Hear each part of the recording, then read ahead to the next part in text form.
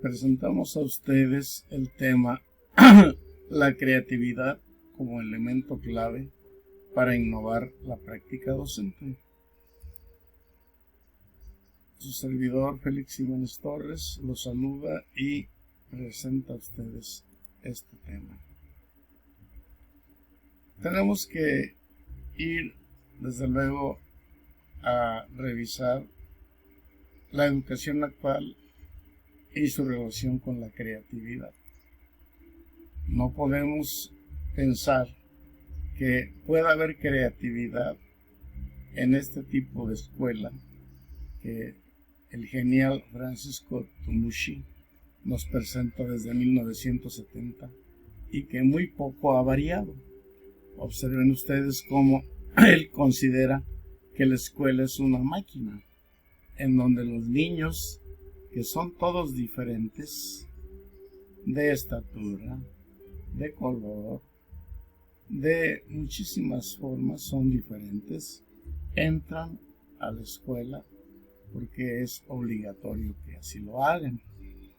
Y en la escuela hay un procesamiento en donde, pues, como si fuera una máquina, hay mecanismos que los agarran, les inyectan presuntos conocimientos, los obligan, ¿verdad?, utilizando materiales didácticos que se les hace llegar a las escuelas bajo la visualización de un director y un operador que es el docente. Y este tipo de escuela, pues obviamente es discriminatoria. ¿Por qué? Porque bueno, solo a los niños que son los mejor calificados, pues egresan todos, como se presenta aquí, uniformes, listos para ir a una carrera de bienestar, a tener cultura, a tener dignidad, poder y todo lo que la sociedad pondera como lo mejor. Pero también la escuela desecha y por eso es discriminatoria. Y los desechos, pues son los niños que no tienen oportunidad de ir más allá por razones económicas, por razones de carácter cultural y por muchas otras más que todos conocemos quienes ejercemos la docencia. Hay otros problemas de la educación actual, como es un elevado índice de fracaso, que los ha demostrado las pruebas de PISA, con continuas reformas educativas. Es la escuela que condena el error, es una escuela que no se adapta a la diversidad y no se individualiza la enseñanza, y hay una excesiva politización de la educación, por lo que no se puede llegar a una verdadera transformación, y este tipo de escuela no fomenta la creatividad ni la curiosidad, más bien la reprimen y hasta la anulan. Desde luego esto tiene que ver con la enseñanza clásica, cuyas características podemos ver desde el referente que teníamos de la educación presencial. No se diga ahora que estamos ante una situación de emergencia y tenemos una educación virtual.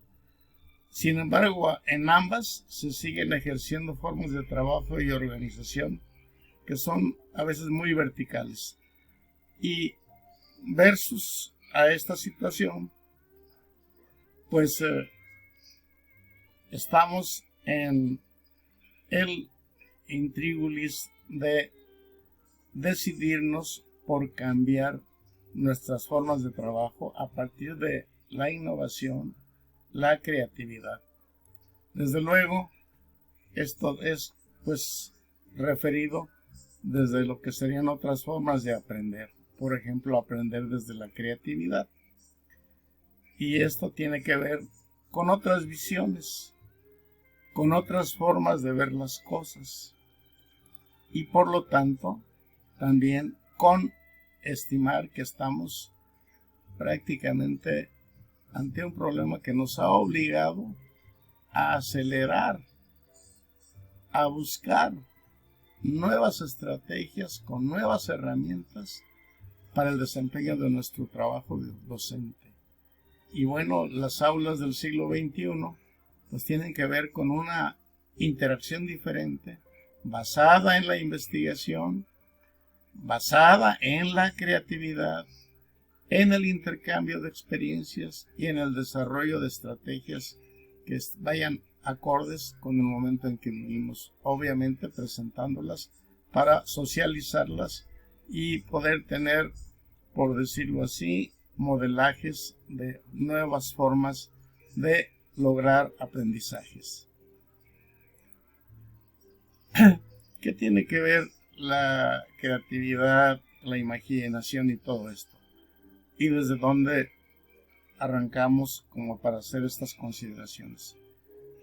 Desde antes de la pandemia, en cuanto la educación nos permitió verificar algunas situaciones, pudimos notar o se puede notar, y esto no es ningún secreto, que los alumnos pierden interés y motivación por cómo se aprende en la escuela, ¿verdad? Inclusive hay una estadística que hizo el doctor Michael Fullan, y él pudo hacer un estudio a nivel de América Latina en donde descubrió que la evolución del interés de los alumnos de educación básica por lo que se enseña en la escuela tiene este gráfico. En preescolar, vean ustedes que es alto por la misma dinámica de socialización, pero luego va descendiendo. En primaria, obviamente, desciende aún más, es primero, segundo, tercero, y el punto más bajo es en sexto grado, ¿verdad? Y en secundaria un poquito se incrementa, quizá por la necesidad misma de cubrir el nivel y pensando en arribar a formas de estudio en el nivel superior. También debemos tener en cuenta que nosotros antes de la pandemia, pero ahora se ha vuelto un elemento fundamentalmente valioso como auxiliar, pero aún así, si comparamos los avances de la pedagogía clásica, es decir, las formas clásicas de cómo se enseña, en torno a lo que rodea a los niños que asisten o asistían hasta antes de la pandemia a un salón de clases, bueno, pues eso, digamos, totalmente incomparable, porque mientras la pedagogía clásica avanza y, por decirlo así, está en este punto de avance, las tecnologías de la información y la comunicación rodean prácticamente a los alumnos que asisten a una escuela. Y si no, pues para muestra está las herramientas con las que los niños se entusiasman, que van desde los teléfonos inteligentes, los teléfonos con los que pueden comunicarse rápidamente, hasta cómo se entretienen a través de los videojuegos. Las tecnologías de la información y de la comunicación están presentes 24 horas por 7 días a la semana, mientras que la pedagogía clásica lo hace 4 horas solamente en la escuela, con las pérdidas de tiempo que todos conocemos en la organización, en el acomodo, en varios etcéteras, y muy poco en lo central, que es el aprendizaje de contenidos enmarcados en un plan y programa de estudios. La gestión de la creatividad obviamente tiene elementos, tiene de alguna forma herramientas a través de las cuales se puede lograr. Para ello, pues debemos de poner en juego nuestra capacidad de poder modificar algunas cosas, entre otras a partir de la pregunta: ¿qué podemos lograr con una educación basada en la creatividad? Y bueno, también considerar que la imaginación es el arma más poderosa que tenemos. Y esto, bueno, es evidente porque admiramos a artistas, admiramos a personas que tienen pues la decisión de generar situaciones. Por ejemplo, esto que nosotros no nos atreveríamos a a invitar a nuestros alumnos en un espacio clásico de trabajo al juego de yo nunca por ejemplo, yo nunca me he manchado las manos con pintura. Yo nunca he jugado con el lodo. En el campo sí, pero aquí en la ciudad es algo difícil.